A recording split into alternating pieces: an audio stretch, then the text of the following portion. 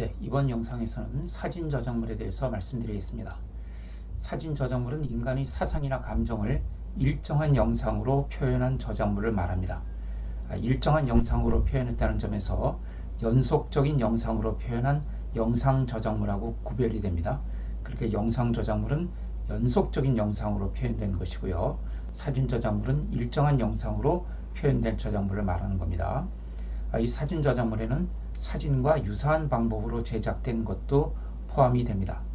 이 사진은 어떤 그 광선의 물리적 또 화학적 작용을 이용을 해서 피사체를 필름 등에 재현함으로써 제작하는 것을 말하죠. 또 사진과 유사한 방법에 의해서 제작한다는 것은 예를 들어서 인쇄라든가 사진 염색을 비롯해서 또 요즘 대세가 된 디지털 사진도 포함이 됩니다. 또 청사진이라든가 전송사진, 기타 인쇄술에 이용되는 콜로타이프라는 것도 있는데요. 이런 것들도 사진과 유사한 방법에 의해서 제작되는 것이기 때문에 사진 저작물에 포함된다. 이렇게 말씀드릴 수가 있겠습니다. 사진이 저작물로 인정을 받은 것은 그 다른 저작물에 비해서 상대적으로 많이 늦었습니다. 왜냐하면 그 사진은 인간이 자신의 사상이나 감정을 표현하는 것이 아니라 기계가 어떤 사물을 정확하게 재현해내는 것으로 보았기 때문입니다. 그러다가 점차 이 사진 촬영 과정에서 발휘되는 그 사진 작가의 창작성, 여기에 주목을 하면서 이 사진은 문화예술 한 분야로 받아들여지게 되었고요. 지금은 미술대학마다 이 사진학과가 있을 정도로 아주 중요한 예술 분야가 되었죠. 사진 저작물과 관련해서는 유의할 점이 있는데 제일 중요한 것이 창작성의 문제입니다.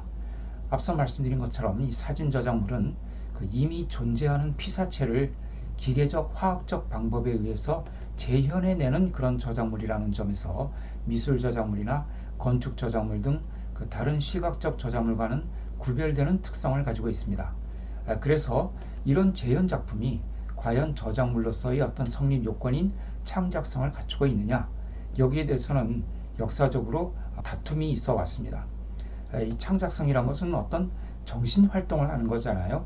그런데 이런 사진에서 이루어지는 그 재현은 창작이라기보다는 단순한 복제가 아니냐, 즉 어떤 인간의 정신 활동이 아니라 기계적인 작업 아니냐 하는 그래서 이것은 저작물로 볼 수 없다라는 그런 주장이 있었던 것이죠. 그래서 지금도 그 단순한 증명사진이나 여권사진 또 어떤 제품을 그대로 촬영한 사진 같은 것은 창작성이 없어서 저작물로 보지 않고 있습니다. 자, 그럼 그 TV 탤런트나 영화 배우들의 브로마이드 사진, 우리 흔히 포스터 사진이라고 하죠. 이런 사진은 그럼 저작물이 될 수가 있느냐? 여기에 대해서 이것이 일본에서 문제가 됐었는데 일본 법원은 이렇게 판결을 했습니다. 이 브로마이드 사진은 그 피사체의 특징을 나타내기 위해서 그에 맞는 포즈와 표정을 취하게 하고 또 배경과 조명의 배합을 보아가면서 어떤 셔터 찬스를 기다리다가 최종적으로 팬들의 기호에 맞는 그런 표현을 포착을 해서 촬영을 하는 것이기 때문에 이런 조작을 거쳐서 제작되는 사진에는 그 촬영자의 개성과 창조성이 나타나는 것이고 이것을 단순히 기계적 작용에 의해서 표현되는 증명사진 같은 거다, 이렇게 볼 수는 없다는 것이죠. 그래서 이런 브로마이드 사진은 증명사진과는 달리 사진 저작물로 성립할 수 있다, 이렇게 판결을 한 사례가 있습니다. 자, 이렇게 사진 저작물이 성립하기 위해서는 그 피사체의 선택, 또 구도의 설정, 빛의 방향과 양의 조절, 카메라 앵글의 설정, 셔터 찬스의 포착, 이런데 그 개성과 창조성이 나타나야 됩니다. 증명사진이라든가 어떤 카탈로그 제품 사진처럼 기계적으로 피사체를 충실하게 재현만 해는데 그치는 그런 사진은 사진 저작물로 볼 수가 없다는 것이죠. 그렇지만은 이 제품 사진 중에도요, 우리 그 베스킨 라빈스나 던킨 도넛 이런 매장에 가보면요, 아이스크림이나 이 도넛 같은 것을 촬영을 해서 큰 사진으로 벽에 붙여놓은 것을 볼 수가 있는데 굉장히 잘 찍은 것을 볼 수가 있죠. 이런 사진들은 대단히 그 고도의 기술을 이용하는 사진이라고 합니다. 또 우리 뭐 자동차 카탈로그라든가 또 뭐 시계나 보석 같은 명품 카탈로그 보면은 그 제품들을 굉장히 잘 찍어놨죠. 이런 시계나 귀금속 등을 소개하는 책자를 보면은 이런 사진들 아주 잘 찍은 그런 사진들을 볼 수가 있는데, 이런 사진들은 그냥 대충 찍은 것이 아니라 아주 고도로 숙련된 그런 사진 작가들이 찍은 사진이라고 합니다. 이런 사진들은 단순히 제품을 재현하기만 한 사진이 아니어서 저작물로 인정할 수 있지 않을까, 이런 생각을 합니다. 따라서 이런 사진들은 그 저작권의 보호를 받을 수 있다는 점을 염두에 두시고 허락 없이 이용하지 않는 것이 안전합니다. 또 단순한 제품 사진으로 보이지만 실제로는 그 포토샵 등 이미지 처리를 한 사진들도 그 인터넷상에 많이 존재하고 있거든요. 가끔 그 온라인 쇼핑몰을 운영하는 사람들이 그 자기가 취급하는 제품 사진을 일일이 촬영해서 올리는 것이 귀찮아서 그 제품의 원 제조회사 홈페이지에 가보면은 그 제품 사진을 구할 수가 있죠.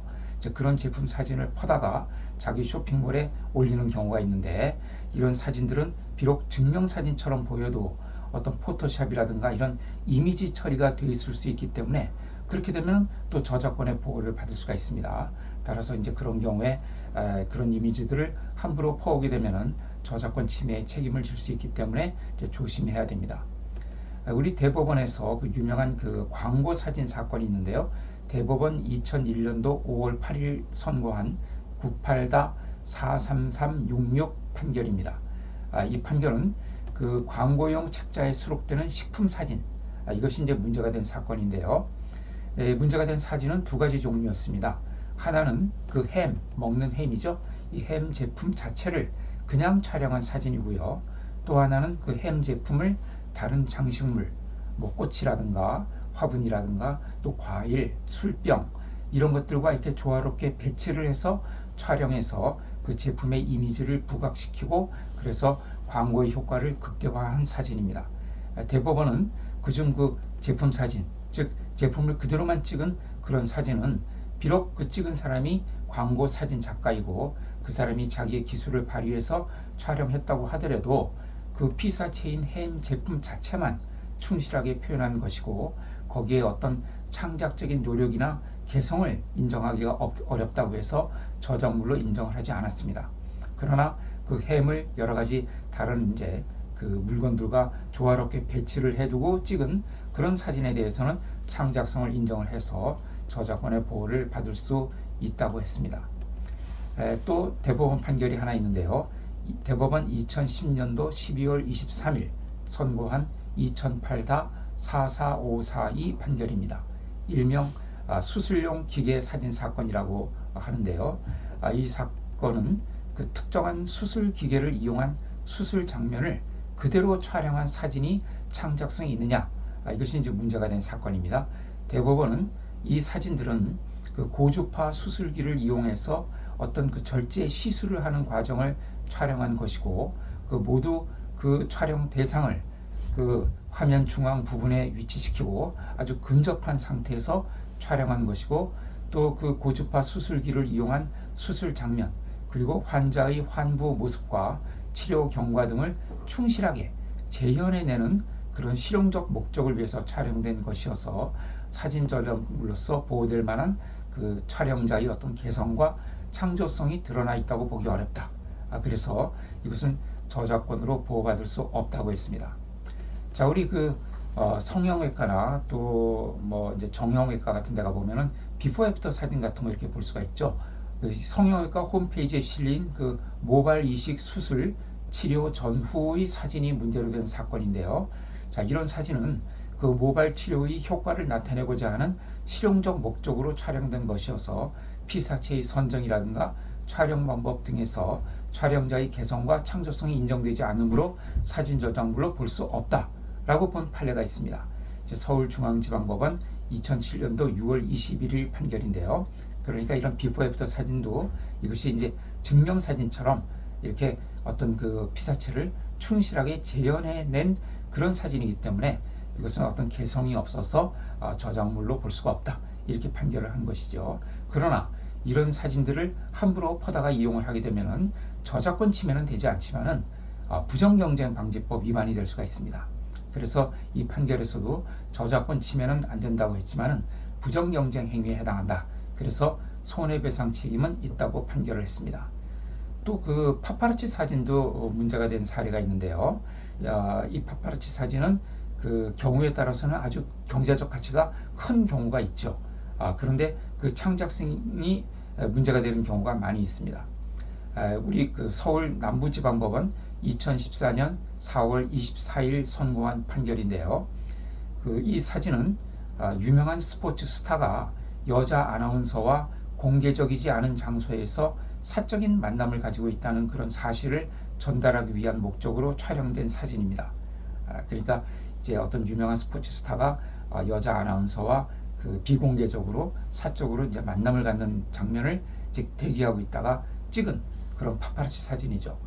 그런데 자, 이런 파파라치 사진이란 것은 그 어떤 이제 그 피사체가 등장하는 것을 기다렸다가 마구 찍어대는 것이기 때문에 어떤 뭐 피사체에게 뭐 이런 포즈를 취해봐라, 여기에 서봐라, 뭐 이제 어떤 그런 셔터 찬스를 포착하고 기다릴 그런 여유가 없죠.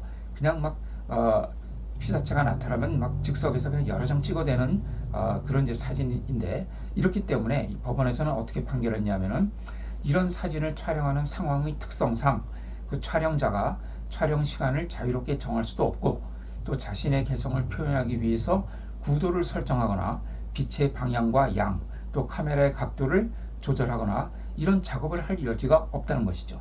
그래서 이런 파파라치 사진은 저작권법에 의해서 보호할 만한 창작성이나 개성을 인정할 수가 없고, 따라서 저작물이라고 볼 수가 없다. 이렇게 판결을 한 사례가 있습니다. 이렇게 사진 저작물의 경우에는 창작성이 문제가 되는 경우가 많다는 점을 알아두실 필요가 있습니다.